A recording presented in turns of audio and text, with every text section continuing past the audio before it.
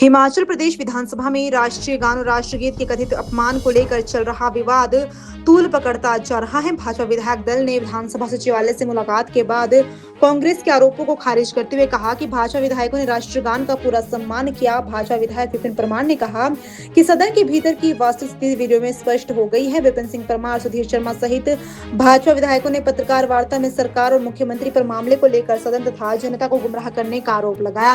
उन्होंने दावा किया कि राष्ट्रगान के दौरान भाजपा विधायक अपने सीटों पर मौजूद थे और राष्ट्रगान पूरा होने तक सम्मान पूर्वक खड़े रहे। भाजपा नेताओं ने आरोप लगाया कि कांग्रेस सरकार ने गलत तरीके से पेश किया और भाजपा विधायकों पर राष्ट्रगान के अपमान जैसे गंभीर आरोप लगाए। उन्होंने कहा कि इस मुद्दे को जिला स्तर तक ले जाकर धरने और प्रदर्शन करवाए गए, जिससे भाजपा विधायकों की छवि खराब करने का प्रयास हुआ। भाजपा ने कहा कि यदि सरकार के पास राष्ट्रगान के अपमान का कोई ठोस प्रमाण है तो उसे सार्वजनिक किया जाए। नेताओं ने वीडियो सामने आने के बाद मुख्यमंत्री कांग्रेस नेताओं से लगाए गए आरोप वापस लेने सदन में माफी मांगने की मांग की। हमारे सहयोगी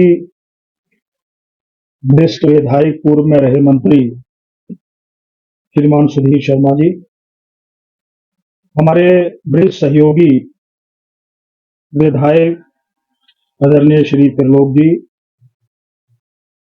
आदरणीय श्रीमान आशीष शर्मा जी, ऑनरेबल विधायक फ्रॉम हमीरपुर, और श्रीमान दिलीप ठाकुर जी, विधायक सरकाघाट, एवं पत्रकार मित्रों, आज जो हम आपके बीच में संवाद करने के लिए आए हैं वो विषय है राष्ट्रीय गान को लेकर के। हिमाचल प्रदेश का मानसून 17-21 तारीख को शुरू होता है और उस मानसून सत्र की जो विधानसभा के सत्र लगते हैं उनकी परंपराएं, उन परंपराओं के अनुसार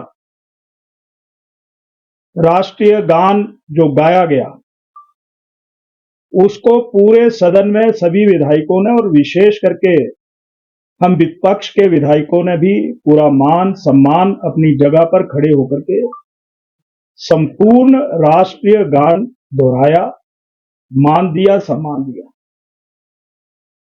और तदोपरांत हम विपक्ष के विधायक खड़े होकर के माननीय अध्यक्ष जी से निवेदन किया कि अभी हाल में ही जो हमारा गृह मंत्रालय है उन्होंने एक प्रोटोकॉल जारी किया है और पार्लियामेंट में कानून बना है। उस कानून के तहत इस राष्ट्रीय गीत को भी पूरा संपूर्ण मान सम्मान गाने के रूप में दिया जाए, यह निवेदन किया। जब हम अपनी बात को पॉइंट ऑफ ऑर्डर के रूप में उठा रहे थे तो वहां पर मुख्यमंत्री, उनके मंत्री, उनके विधायकों की तरफ से इस राष्ट्रीय गीत को गाने को लेकर के एक माहौल खराब करने की कोशिश हुई कि ये नहीं हो सकता, ये कन्विक्शंस नहीं है, ये परंपराएं नहीं है। हमने बार बार आग्रह किया कि परंपराएं बनाई जाती है और हमने उन बातों का भी जिक्र किया कि अभी हाल में ही 15 अगस्त के दिन संपूर्ण राष्ट्रीय गीत जो उसकी परंपरा है खड़े होकर के गाया गया और उसको पूरे देश ने उसको देखा। और हमने उन बातों का भी जिक्र किया कि हिमाचल प्रदेश में अभी हाल में ही जो 15 अगस्त के कार्यक्रम हुए उनमें भी राष्ट्रीय गीत संपूर्ण गाया गया।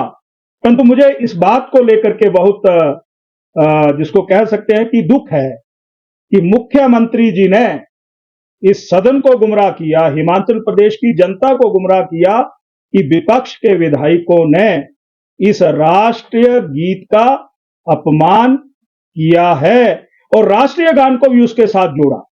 अब तो आपके पास सभी माननीय पत्रकारों के पास वीडियो पहुंच गई है, हम अपनी तरफ से भी उसको डिस्प्ले करेंगे ताकि बीच में मेरा नाम भी लपेटा गया, सभी विधायकों का नाम लपेटा गया कि राष्ट्रीय कि इस धरोहर राष्ट्रीय गान और गीत का इस माननीय सदन में विपक्ष के विधायकों के द्वारा जो अपमान किया गया है, मैं एक ही बात कहना चाहता हूं कि हमने माननीय सभापति जो हमारे ऑनरेबल स्पीकर हैं उनसे भी निवेदन किया, उन्होंने भी व्यवस्थाएं दी और उन व्यवस्थाओं का पालना हमने की।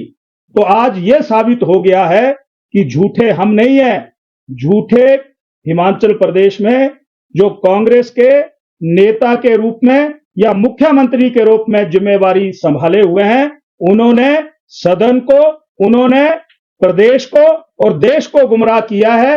हम आपके माध्यम से ये कहना चाहते हैं कि मुख्यमंत्री इस सदन में माफी मांगे और जो परसेप्शन बनाया गया था विपक्ष के विधायकों के बारे में, वो परसेप्शन आज इस वीडियो के माध्यम से दूर हो गया है, ये मैं कहना चाहता हूं। और अंत में हम राष्ट्रीय गीत का भी सम्मान करते हैं, राष्ट्रीय गान का भी सम्मान करते हैं। ये 1936 और 37 तक पूरे का पूरा राष्ट्रीय गीत गाया जाता था, पूरा गाया जाता था। और ये राष्ट्रीय गीत जो है ये मातृभूमि को संवारने के लिए है। सुजलाम सुफलाम मातरम वंदे मातरम, यानी हम इस धरती के जो मां के रूप में है, इसके हम पुत्र हैं और पुत्र के रूप में मां को संवारने का काम करेंगे। पर 36 और 37 में भी इसके 4 छंदों को काट दिया गया था, एक धर्म विशेष के लोगों के आग्रह पर, और उसका परिणाम यह हुआ था कि देश, इस भारत को 2 हिस्सों में बांट दिया गया था। वो कौन थे? पूरा देश उनको जानता है। सत्ता के उस भूख की लालसा में इस देश को बांट दिया गया और जो हमारा राष्ट्रीय गीत है उसको भी 6 छंदों में से सिर्फ 2 छंदों तक सीमित रखा गया।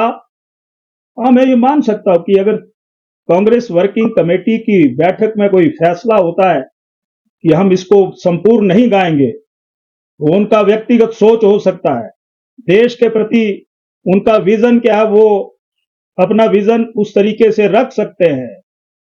परंतु मैं कांग्रेस की वर्किंग कमेटी जो है, संविधान कॉन्स्टिट्यूशन से ऊपर नहीं है।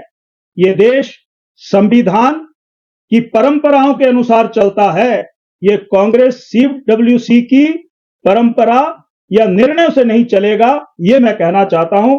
और अंत में मैं मुख्यमंत्री जी से यही निवेदन करता हूं कि वो पूरे सदन से माफी मांगे और इस माफी के लिए व्यक्तिगत हमारे से नहीं, प्रदेश की जनता भी जानना चाहती है कि व्यक्तिगत स्वार्थ के लिए उन्होंने क्यों झूठ बोला, ये मैं कहना चाहता हूं। तो मैं सुधीर जी से निवेदन करता हूं कि जब हम प्रेस वार्ता कर रहे हैं तो इस वीडियो को भी आप डिस्प्ले करें। सभा से वीडियो प्राप्त हो गई होगी, तो अब ये आज की वीडियो के द्वारा ये स्थापित हो गया है। और माननीय स्पीकर ने, महोदय ने भी ये कहा है कि इस राष्ट्रीय गान का कोई भी अपमान नहीं हुआ है, कोई अपमान नहीं हुआ है। जब आसन ने ये फैसला दे दिया तो मुख्यमंत्री महोदय इस विधानसभा की जो श्रेष्ठ परंपराएं रही हैं उनका मान करो, सम्मान करो, राजनीति को एक तरफ रखो, राष्ट्र के इन परिप्रेक्ष्यों को प्राथमिकता दीजिए, यही मैं कहना चाहता हूं। और अंत में जो दुर्व्यवहार मुख्यमंत्री और उनके मंत्री विधायकों के द्वारा और पूरे प्रदेश में धरने जिला हेडक्वार्टर्स पर रख दिए कि राष्ट्रीय जो गान है उसका अपमान किया गया है, उसे भी माफी मांगे, ये मैं कहना चाहता हूं। धन्यवाद।